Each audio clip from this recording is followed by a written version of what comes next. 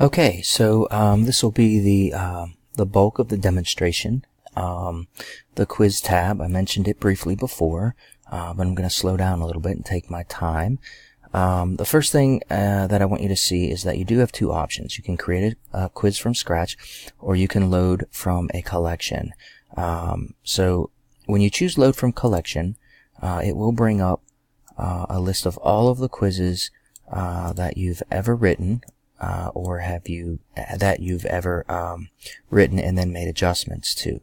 And then all you would have to do is either click assign, which would pop it right in here, and then let you choose who you're assigning it to and the date. You could go to edit, so that you could make adjustments to that quiz, or quite simply you could just delete it from here as well. This is, it's taken me a good long time to get all of these assessments in. And you'll see in a few seconds here when I switch over to the student account, the interface as to what it looks like to be able to, to take one of these. So that's load from collection. If you're going to create one, and I did this very quickly earlier, but let's just say that this is going to be a quiz on random access memory. So I'm going to choose true false, and I'm going to add my first question. Random access memory is able to be written to and saved. So random access memory is not able to be saved, so I would have to, as a teacher, put down that I am expecting the correct answer to be false. And then I would go ahead and click on add a question, and I can choose, fill in the blank, matching, multiple choice.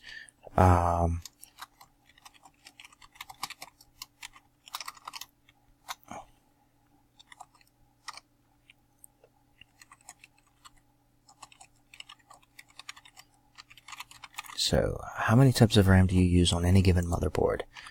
So I'll just make this real easy.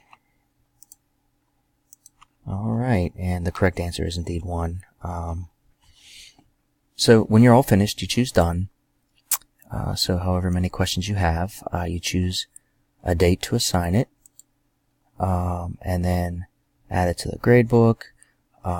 And then you can, like I said earlier with the post, you can actually choose to send this later as well. So I'll go ahead and send this out right away, and you'll see that it'll post. So that's me as the teacher to the entire class of Duquesne University. And then if I log on as that student, you're going to see, the poll that we did earlier, and this quiz, as well as a couple of other things that I quickly posted up there too. So hang on one second. Okay, so I am logged in as a user, normal student, and you can see here that there's the poll that we created. Have you replaced RAM in a computer? So I'm going to go ahead and choose yes, and it records my results. And I'm going to go ahead and take this quiz. So I'll click on Start Quiz, and is RAM able to be written to and saved? So I'm going to choose no, false. How many types of RAM do you use on any given motherboard? I'm going to say 2, which is incorrect. And I'm going to go ahead and choose Submit Quiz. And it says, hey, you sure you want to do this? Yes, I am. Alright, so the quiz is finished. I'm going to take a look and see how I did. And it lets me know that I missed 1. And you're going to see the teacher view here in a few minutes. So let me go ahead and go back to home. And I want to go ahead to the Edmodo Planner. And again, as a student, I want you to see that, there's my RAM quiz. And it says here that I got 1 out of 2. So I don't owe any. I'm going to go back a couple of months. I posted stuff a long time ago for a class. Let me see when it was.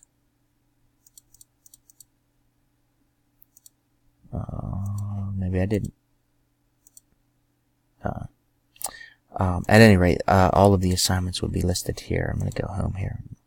Scroll down. There should be a hardware quiz.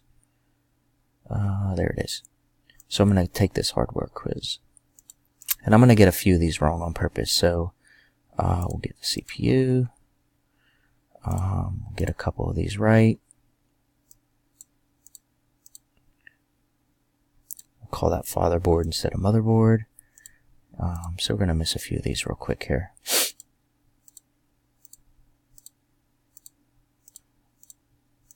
Alright, so, let's say hard drive and memory. So this is a completion or question. Hard drive and memory is what I'm going to choose. So I'll go ahead and submit this.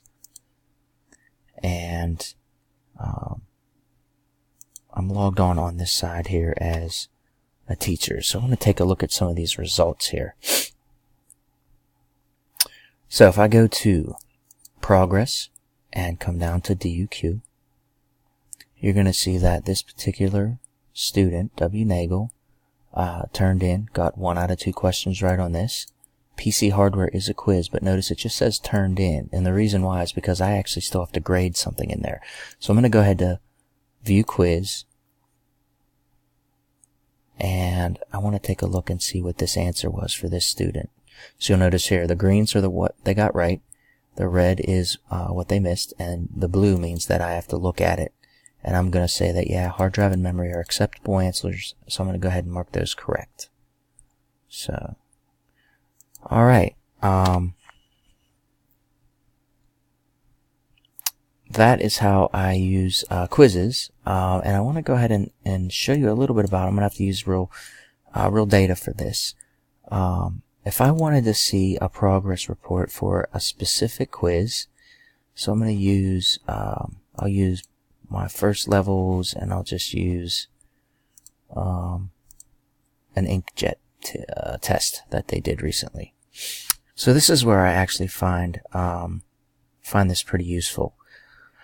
So what you're looking at here is a list of all of the students on the left side, and then all of the high scores that have been recorded get placed at the top. But what's nice is I can actually see, based on the question, whether or not people in certain areas, or I should say people are having trouble in certain areas. So for remediation purposes, I'd probably take a look at number 1, number 4, and number 9. And number 1, make sure that it was actually asked appropriately and that it wasn't a confusing question.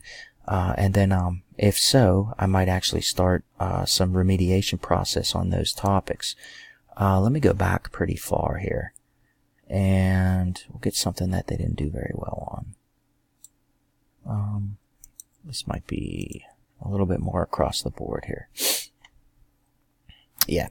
All right. So question 2, almost half of them missed it. Question 3, a little bit over 25% missed it. 6, almost half missed it.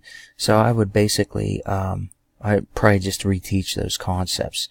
And it's a very nice way of being able to say, hey, here's the network cabling quiz, and I want to see how many people got number 2 right. So I could just say, all right, well, 54% got it right, 46% missed it. And that's not very good. So these other ones are having some similar issues. So again, it's a very quick visual way of saying, hey, I either have to reword that question, or quite simply just reteach that concept.